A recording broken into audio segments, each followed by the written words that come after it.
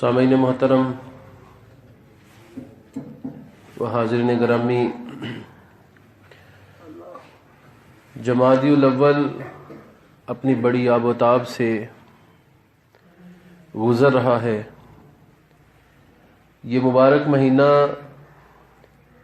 جہاد اور مجاہدین اسلام کی یادیں اپنے اندر سمیٹے ہوئے ہے۔ اس ماہ مبارک میں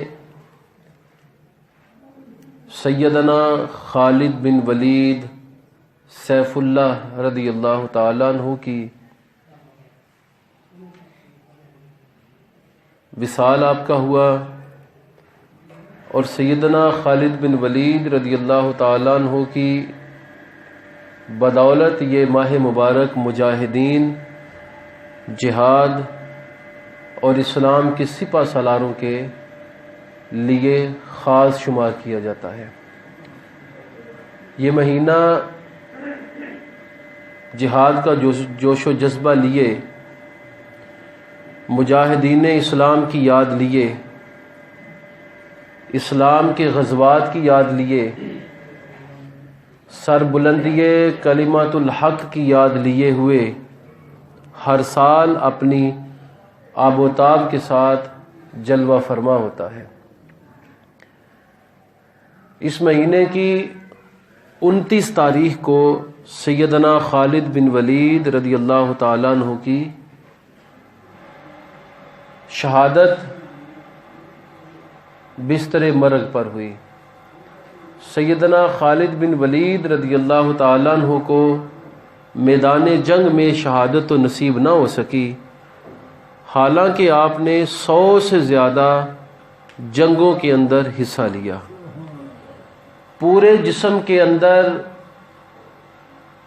کوئی بھی ایسا حصہ نہیں تھا کہ جہاں پر آپ کو تیروں اور تلواروں کے زخم فی سبیل اللہ نہ لگے ہوں، کیونکہ آپ ہمیشہ شہادت کا جذبہ لیے ہوئے جنگوں پر نکلتے تھے۔ تو خواہش شہادت کی بدولت آپ کا وصال بھی مسلمانوں کی نظر میں شہادت ہی ہے۔ تو سیدنا خالد بن ولید رضی اللہ تعالیٰ عنہ نے اسلام کی سربلندی کے لیے 100 سے زیادہ غزوات میں، جنگوں میں حصہ لیا۔ نبی علیہ السلام کی مبارک زندگی میں بھی، سیدنا ابو بکر صدیق کی خلافت میں بھی، اور سیدنا عمر فاروق رضی اللہ تعالیٰ عنہ کے زیر قیادت بھی، اسلام کی سربلندی اور کلمات الحق کی بلندی کے لیے ہمیشہ آپ نے بڑھ چڑھ کر حصہ لیا۔ سیدنا خالد بن ولید حضرت عمر فاروق رضی اللہ تعالیٰ عنہ کے ہم عمر تھے۔ سیدنا خالد ابتدائے زمانہ میں اسلام اور مسلمانوں کے خلاف تھے۔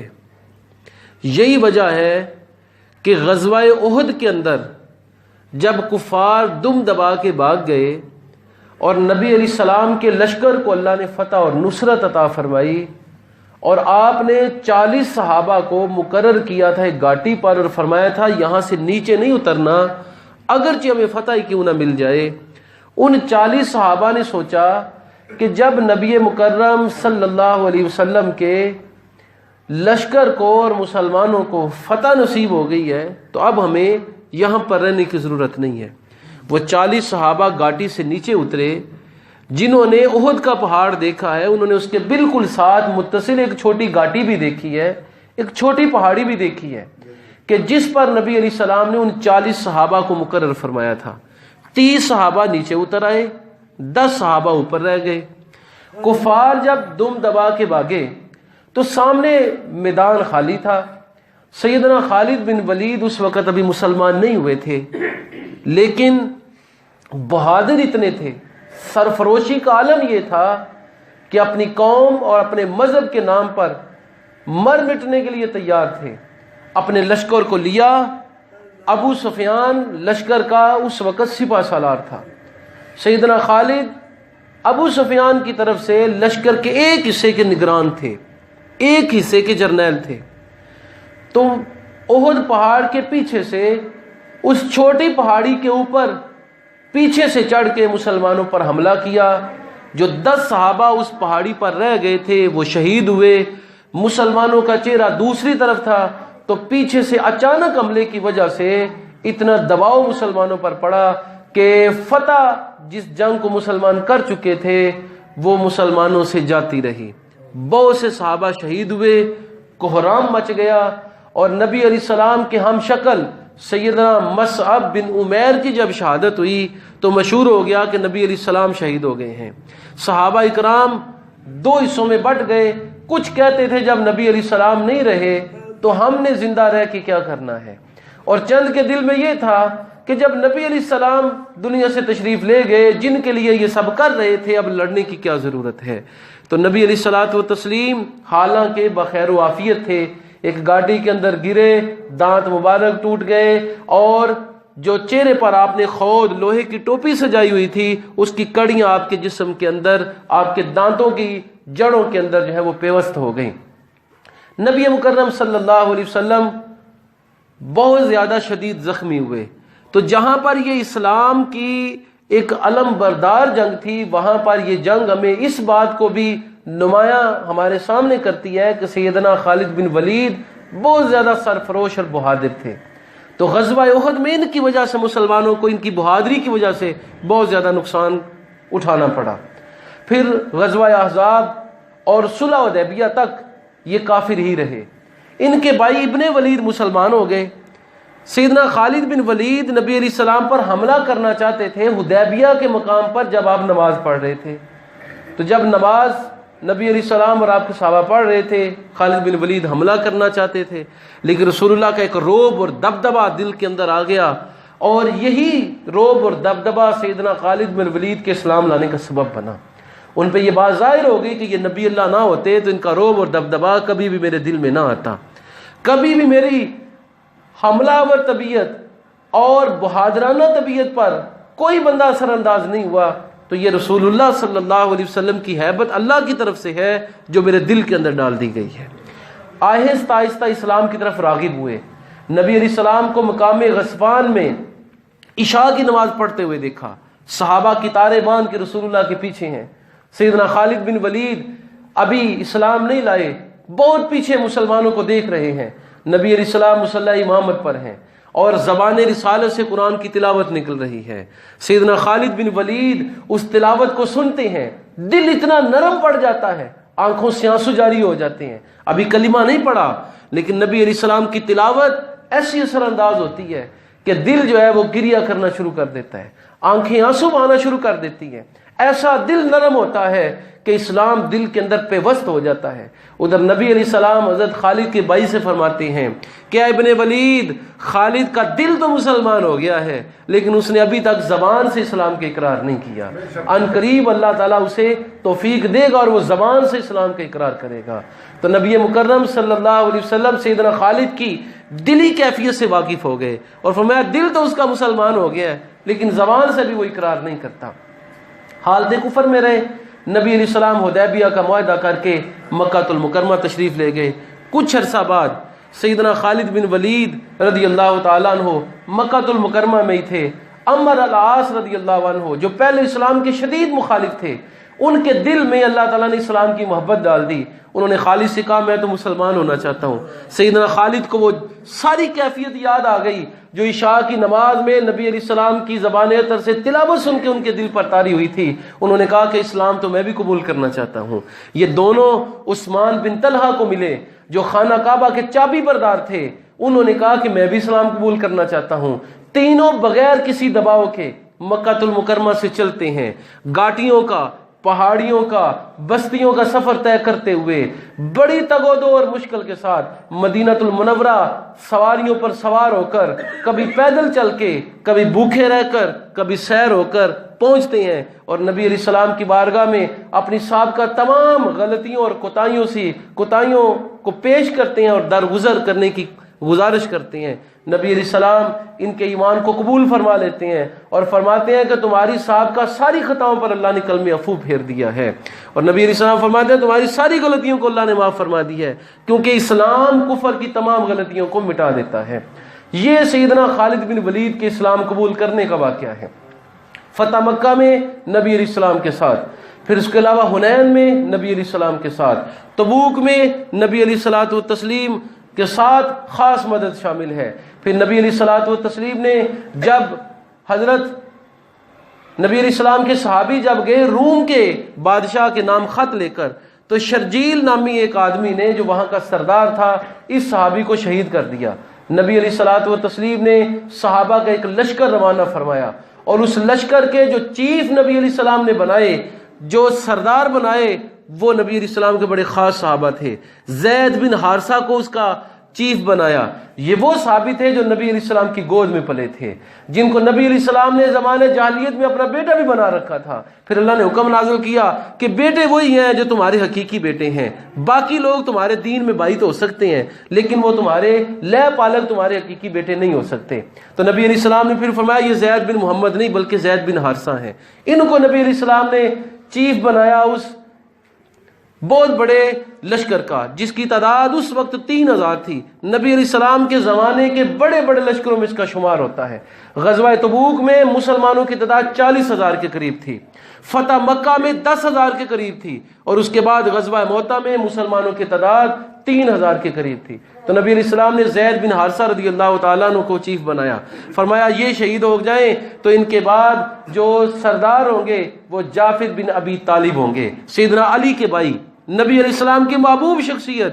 یہ پہلے حبشہ میں رہے اسلام قبول کرنے کے بعد، انہی کی بدولت اور انہی کی تبلیغ سے حبشہ کے بادشاہ نجاشی مسلمان ہوئے۔ یہی جعفر طیار تھے کہ جب نبی علیہ السلام خیبر کو فتح کر کے واپس پلٹے تو سیدنا جعفر بھی نجاشی بادشاہ کے دربار سے اجازت لے کے نبی علیہ السلام کی بارگاہ میں آئے، اور ان کے ساتھ نبی علیہ السلام کی زوجہ ام حبیبہ بھی تھی۔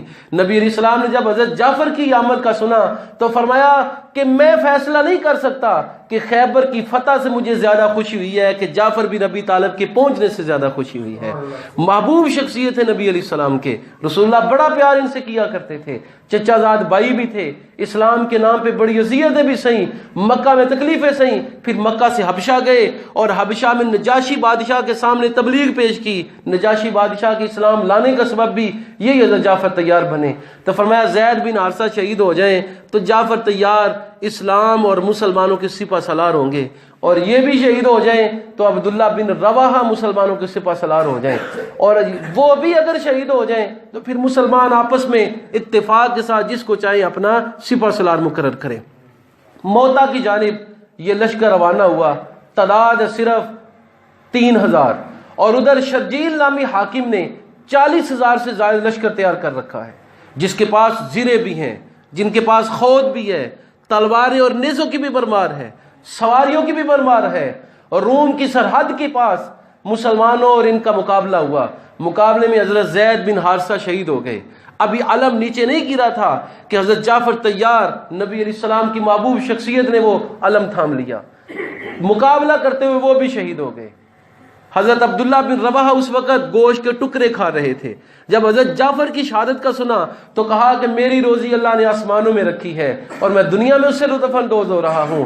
وہ جو بھی کھا رہے تھے وہ ایک طرف رکھا اور لشکر کے اندر کود پڑے، مسلمانوں کو جوش و جذبہ دلایا اور رومی کافروں کے خلاف لڑے، حتیٰ کہ شہید ہو گئے۔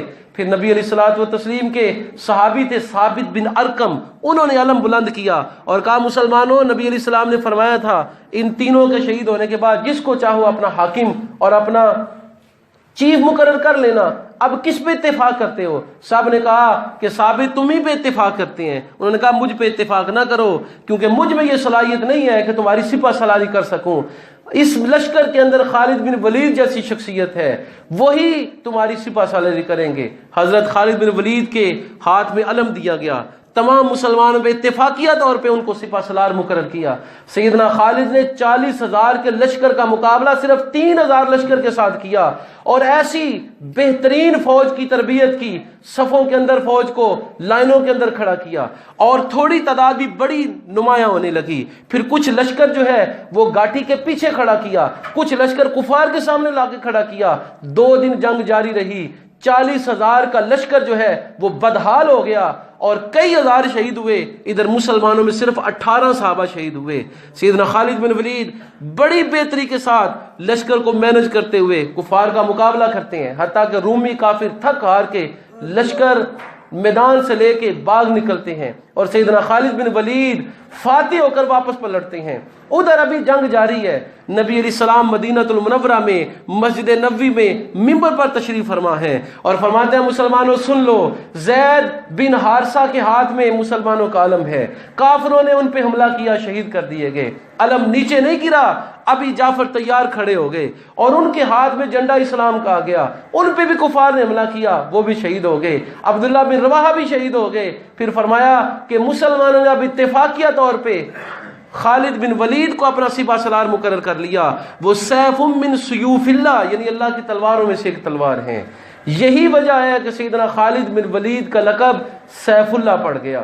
یہ لقب نبی علیہ الصلوۃ والتسلیم نے آپ کو عطا کیا تھا. لشکر کو بچا کے 40,000 کے مقابلے کے اندر لشکر کو بچانا بہت بڑی بات ہے. اتنی تدابیر تھی ان کے پاس، لڑائی کی اور حملہ آوری کی. بہرحال لشکر جب مدینہ واپس آیا تو نبی علیہ السلام نے بذات خود استقبال کیا اور سیدنا خالد بن ولید کو سیف من سیوف اللہ کا لقب عطا فرمایا. اسی طرح ترمذی کتاب المناقب میں آتا ہے کہ نبی علیہ السلام ایک خیمہ کے اندر تشریف فرما ہے تو خیمے کے سامنے سے کوئی گزرتا ہے تو نبی علیہ السلام فرماتے ہیں ابو ہریرہ کون گزرا ہے؟ عرض کرتے ہیں یا نبی اللہ آپ کا فلاں دوست گزرا ہے. فرمایا وہ اللہ کے بندوں میں سے سب سے بہترین بندہ ہے. پھر لشکر کے آگے سے، خیمے کے آگے سے کوئی آدمی گزرتا ہے لشکرگاہ سے تو نبی علیہ السلام فرماتے ہیں ابو ہریرہ کون گزرا ہے؟ عرض کیا فلاں آدمی گزرا ہے. فرمایا وہ اللہ کے بندوں میں سے برا بندہ ہے. پھر ایک آدمی گزرتا ہے، نبی علیہ السلام فرماتے ہیں ابو ہریرہ کون گزرا ہے؟ عرض کرتے ہیں یا نبی اللہ خالد بن ولید گزرے ہیں. فرمایا وہ اللہ کے بندوں میں سے ایک نیک بندہ ہے اور اللہ کی تلواروں میں سے ایک تلوار ہے. یہی وجہ ہے کہ نبی علیہ الصلوۃ والتسلیم کو سیدنا خالد بن ولید پر بڑا فخر تھا.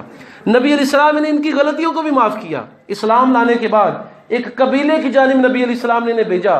یہ اصلاحی ایک بہت بڑی جماعت تھی، اس کے سپہ سالار بن کے گئے.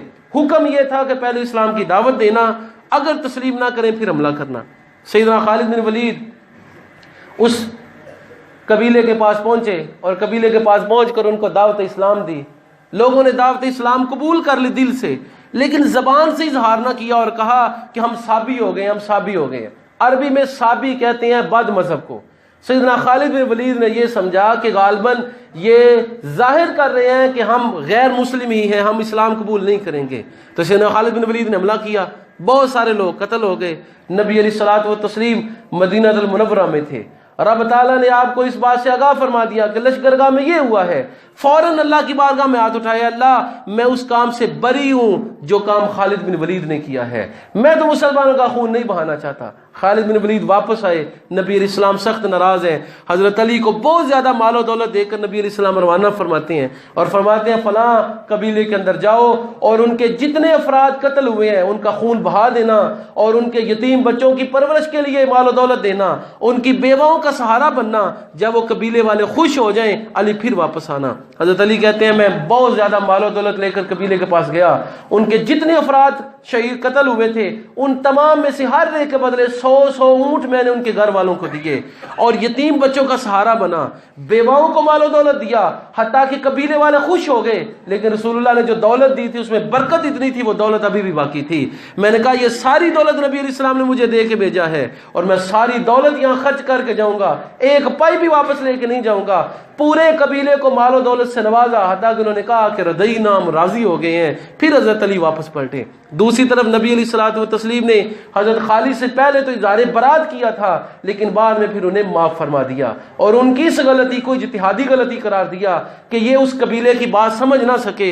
انہوں نے اصل بات یہ کی تھی کہ ہم نے اپنا آبائی دین چھوڑ دیا ہے اور سیدنا خالد نے یہ سمجھا کہ غالباً یہ اسلام کے انکار کر رہے ہیں. اس سے معلوم ہوا کہ صحابہ کرام کی بڑی بڑی غلطیوں کو بھی نبی علیہ السلام نظر انداز کر دیا کرتے تھے. اب ہمارا فرض یہ ہے کہ جو نبی علیہ السلام کا صحابی ہے ہم اس کے خلاف زبان تان دراز نہ کریں، کیونکہ نبی علیہ الصلوۃ والتسلیم نے اس بات سے بڑی سختی کے ساتھ منع کیا اور فرمایا لا تسبوا صحابی، میرے صحابہ کو برا بھلا نہ کہا کرو. حضرت عمر بن عبد العزیز خلیفۃ الراشدین میں ان کا شمار ہوتا ہے. اتفاقیت متفقہ طور پر، اور یہ اتفاقیہ طور پہ بنو امیہ سے ان کا تعلق ہے، لیکن پوری امت کا اجماع ہے کہ یہ خلیفہ راشد ہیں۔ حضرت عمر بن عبدالعزیز سے کسی نے کہا کہ صحابہ میں جو جنگیں ہوئی ہیں مسلمانوں میں، ان کے بارے میں آپ کا کیا خیال ہے؟ فرمایا جب اللہ نے ان کے خون سے میرے ہاتھوں کو محفوظ رکھا ہے تو اب میں اپنی زبان کو ان کے خون سے کیوں آلودہ کروں؟ تو ہمارا فرض بنتا ہے یہی کہ ہم صحابہ کرام کے اختلافات کو انہی تک محدود رکھیں۔ ہماری نظر میں وہ معزز ہیں کیونکہ انہوں نے ایمان کی حالت میں رسول اللہ کی بیعت کی ہے، ایمان کی حالت میں نبی علیہ الصلوۃ والتسلیم کے ساتھ جنگوں اور جہادوں کے اندر شرکت کی ہے۔ تو سیدنا خالد بن ولید کی ساری زندگی جذبہ جہاد کے ساتھ گزری، 100 سے زیادہ جنگوں میں مسلمانوں کے لیے فاتح ثابت ہوئے۔ نبی علیہ السلام کی زندگی میں بھی، سیدنا ابو بکر کے دور میں بھی، سیدنا عمر کے دور میں بھی، اور اسی جمادی الاول کی 29 تاریخ کو آپ کا وصال مبارک ہوا۔ آپ کہا کرتے تھے کہ میرے جسم پر کوئی ایسا حصہ نہیں ہے جہاں پر اللہ کی راہ میں زخم نہ لگے ہوں، لیکن میں تو چاہتا تھا کسی جنگ میں شہید ہو جاؤں، غالباً شہادت میرے مقدر میں نہیں ہے۔ 100 سے زیادہ جنگوں کے اندر حصہ لیا، لیکن بستر پر وصال ہو رہا ہے۔ اس سے معلوم ہوا کہ موت انسان کی جہاں آنی ہو وہیں پر آتی ہے۔ یہ مغالطہ بالکل غلط ہے کہ جو منافقین اس وقت پھیلایا کرتے تھے کہ جہاد میں جائیں گے تو پھر واپس زندہ نہیں آئیں گے، تو سیدنا خالد بن ولید یہ علامت ہے مسلمانوں کے لیے کہ موت انسان کی جہاں لکھی ہے وہاں آتی ہے۔ 100 سے زیادہ جنگوں میں شرکت کی لیکن شہادت کی موت میسر نہیں آ سکی، بستر مرگ پر وصال کر رہے ہیں۔ تو سیدنا خالد بن ولید وہ ہستی ہیں کہ جن کی وصال پر سیدنا عمر فاروق جیسی شخصیت روتے ہیں اور کہتے ہیں کہ آج ایک اللہ کا ولی دنیا سے اٹھ گیا ہے اور اللہ کا ایک صالح بندہ اٹھ گیا ہے۔ تو اس مہینے کی آخری تاریخوں میں آپ کا وصال گرامی ہوا۔ اسلام کی تبلیغ میں، کلمت الحق کی بلندی میں، دین اسلام کی ترویج میں آپ کا ایک نمایاں مقام و مرتبہ ہے۔ اور جب سیدنا عمر فاروق نے آپ کو معزول کیا اور آپ سے پوچھا گیا کہ عمر آپ نے خالد کو کیوں معزول کیا، کہا خالد کی ہاتھوں اسلام کی فتح ہو رہی تھی، میں نے اس لیے خالد کو پیچھے کر دیا تاکہ کل کو یہ نہ کہے کہ خالد جیسے عظیم سپہ سالار کی وجہ سے اسلام کو فتح اور نصرت نصیب ہوئی ہے، اس لیے خالد کو پیچھے کر دیا تاکہ یہ لوگوں کے ذہن میں آئے کہ اللہ نے اسلام کو فتح اور نصرت عطا فرمائی ہے۔ سپہ سالار کوئی بھی ہو، مسلمانوں کے دل میں اسلام پختہ ہو تو اللہ فتح عطا فرمایا کرتا ہے۔ تو سیدنا عثمان غنی رضی اللہ تعالیٰ عنہ کے دور سے پہلے ہی سیدنا خالد بن ولید کا وصال مبارک ہو گیا۔ سیدنا خالد بن ولید حرمین شریفین کے اندر ہی مدفون ہوئے۔ آپ نے اپنی اولاد بھی چھوڑی اور ورثے کے اندر بہت زیادہ مال و دولت نہیں چھوڑا، چند ایک زمین کے مختلف حصے جو آپ کو ملے تھے مال غنیمت میں، اور کچھ مال و دولت جو کہ اہل خانہ کے لیے بھی کوئی اتنا سرمایہ ثابت نہیں ہوا، ساری زندگی دین اسلام کے نام پر وقف کر دی اور نبی علیہ الصلوۃ والتسلیم کی سنت کو ترویج دینے کے لیے اپنی زندگی کو اسی مقصد کے لیے انہوں نے گزارا۔ سیدنا خالد بن ولید کی قبر مبارک پر اللہ کروڑہ رحمت برکت نازل فرمائے اور ان جیسا جوش و جذبہ اور جذبہ جہاد اللہ تعالیٰ مسلمانوں کو نصیب فرمائے، ہمارا خاتمہ بالخیر فرمائے، اور مجاہدین اسلام کی سر بلندیوں کو رب تعالیٰ اپنی بارگاہ میں قبول فرمائے، ان پر بیش بہا انعامات اللہ تعالیٰ فرمائے، ان کی کوششوں کو اپنی بارگاہ میں قبول فرمائے۔ مسلمانوں کو آج جو پسماندگی نصیب ہوئی ہے جہاد کے جذبہ کو چھوڑ کر، اللہ تعالیٰ دوبارہ جذبہ جہاد ہمارے قلوب و اذہان کے اندر دوبارہ پیدا فرما دے اور اللہ رب تعالیٰ جذبہ جہاد سے ہمیں سرخرو فرمائے۔ وآخر دعوانا ان الحمدللہ رب العالمین۔